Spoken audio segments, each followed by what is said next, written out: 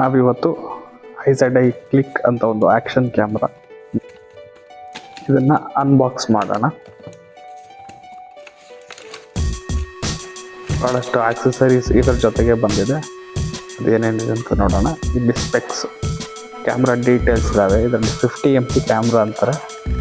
Photo different MPಸಲ್ಲಿ ತೆಗಿಬೋದು. Wifi support ಇದೆ, application support ಇದೆ.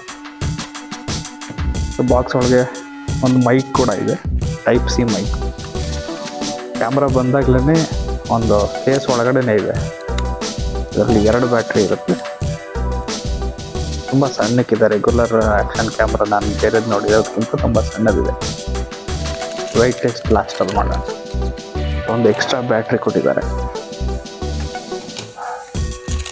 ಸುಮಾರು ಒಂದು 15 ಆಕ್ಸೆಸರೀಸ್ ಇದ್ದಾವೆ. ಒಂದು ಸಪ್ರೇಟ್ ಕೇಸ್ ಇದೆ, ಚಾರ್ಜಿಂಗ್ ವಯರು, ಎಲ್ಲ ಬೆಲ್ಟ್ಗಳು, camera mount, bike mount, hand mount, helmet mount, ಈ ಥರದಂಥ ಆಕ್ಸೆಸರೀಸ್ ಎಲ್ಲ ಬಂದಿದೆ.